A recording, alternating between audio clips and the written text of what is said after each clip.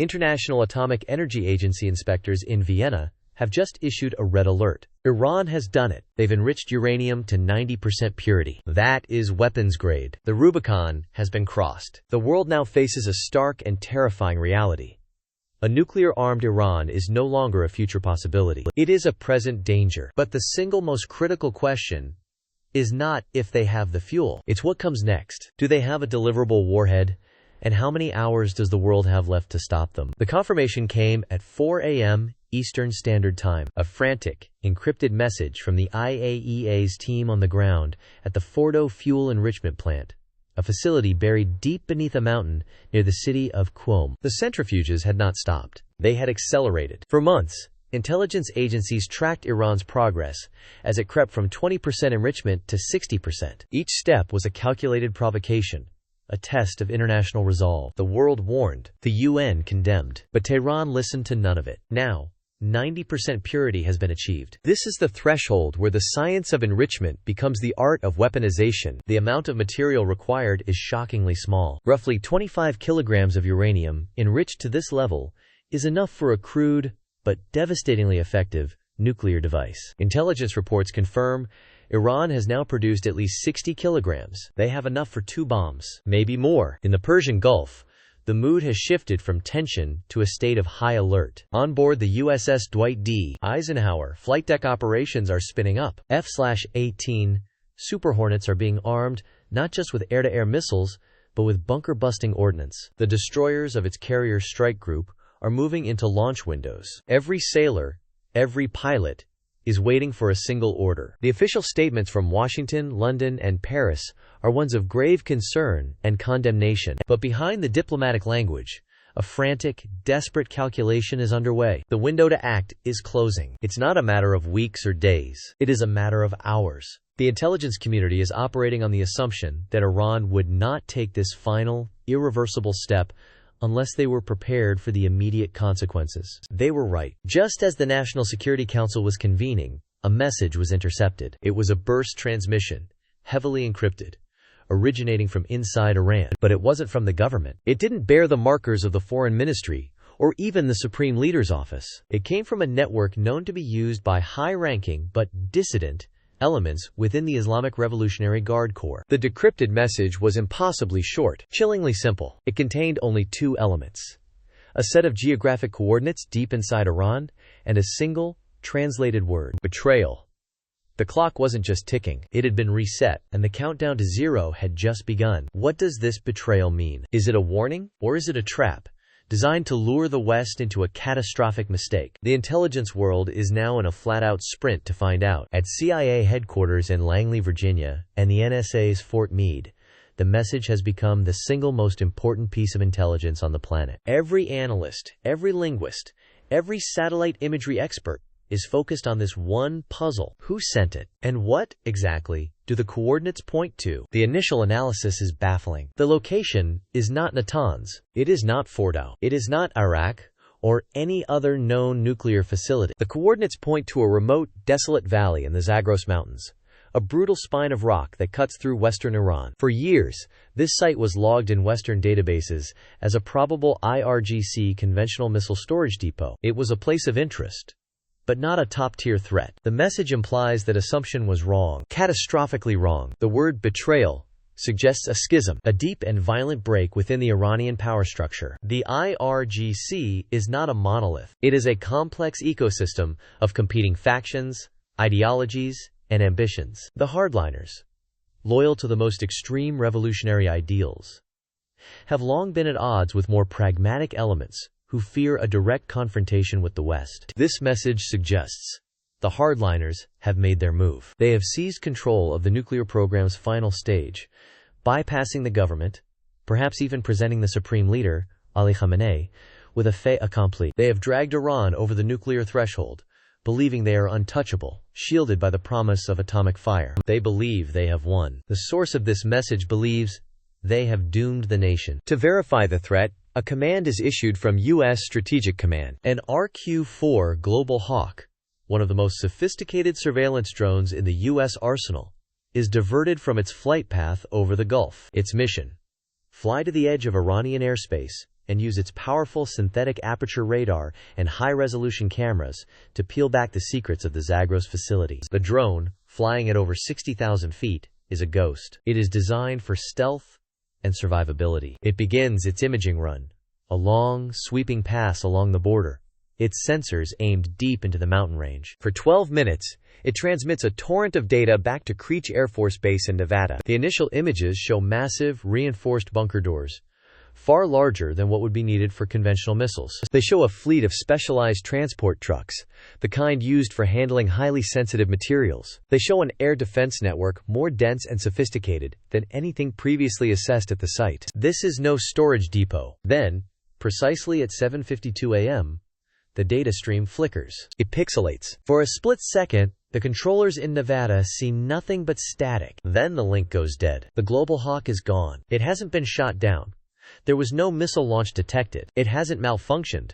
All systems were green. It has simply vanished from the network. It has been electronically blinded and, likely, hijacked. Iran has a weapon the West didn't know it possessed, and they just used it to hide their most valuable secret. The loss of the Global Hawk changes everything. This is no longer an intelligence problem. This is the first shot in a silent, undeclared war, and America just lost the first round. An electronic warfare attack of this sophistication is a game-changer. Jamming a drone's signal is one thing. Seizing control of its data link, severing its connection to its operators without destroying it, is another entirely. It demonstrates a capability that puts every U.S. asset in the region at risk, from satellites to fighter jets. The Iranians weren't just building a bomb, they were building an invisible shield to protect it. Panic is a strong word, but in the halls of the Pentagon, a deep and chilling apprehension is setting in. The eyes in the sky have gone dark. The timeline to act, already desperately short, has been thrown into chaos. How can you strike a target you can no longer see? As the U.S. scrambles to reroute satellites and assess the new EW threat,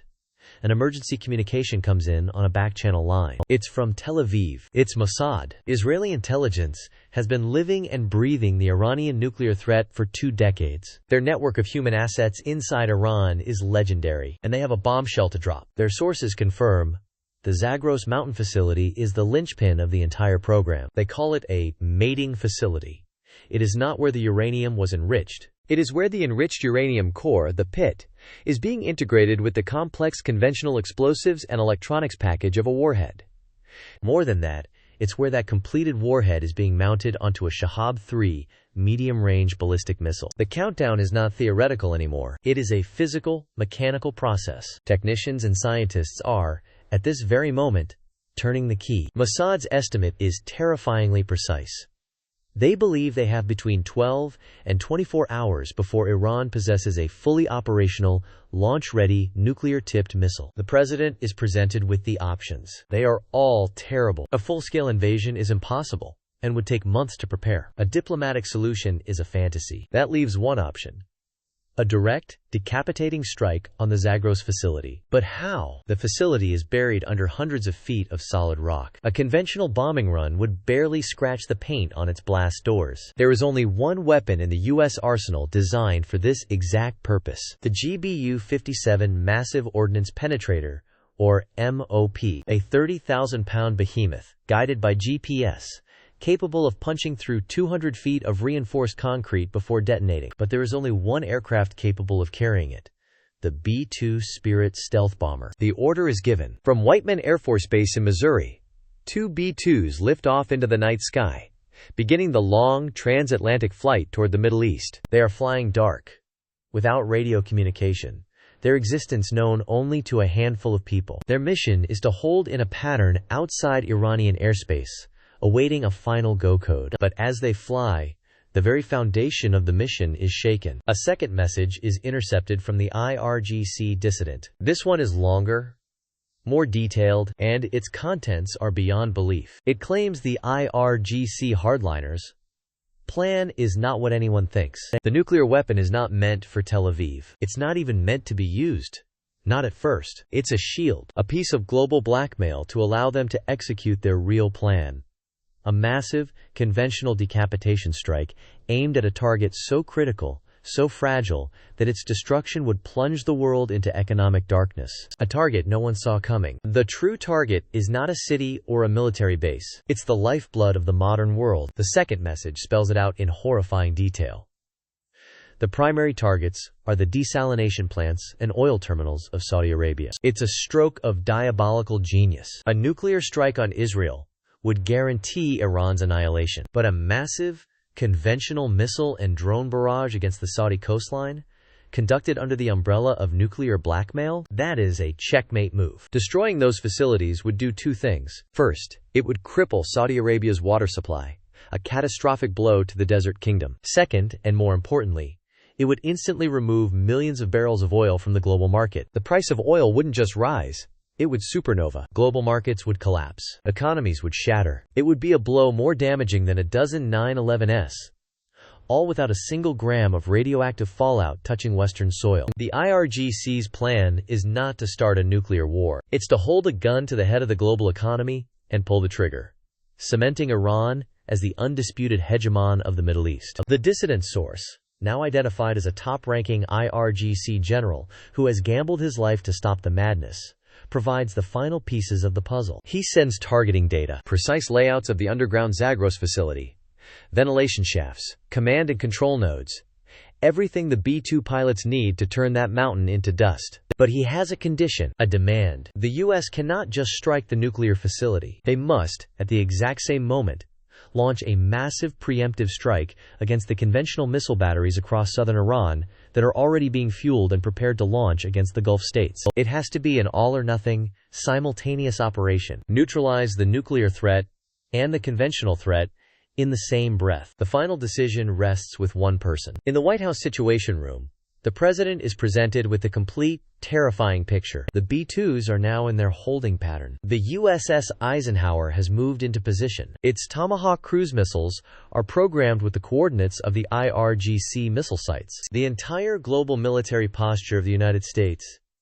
is poised on a razor's edge. For a few agonizing minutes, the only sound is the hum of secure communications equipment. To strike is to risk an unimaginable regional war. Iran will retaliate with everything it has, unleashing its proxies in Lebanon, Syria, Yemen, and Iraq. Global shipping will halt. The Straits of Hormuz will close. The cost in blood and treasure will be immense. But not to strike? Not to strike means a nuclear Iran blackmailing the world. It means the global economy is held hostage. It means the IRGC hardliners win. It is the definition of an impossible choice. The president looks up. The nod is barely perceptible, but it is enough. The order is relayed through the chain of command, across secure networks, to pilots in the sky and sailors at sea. Execute.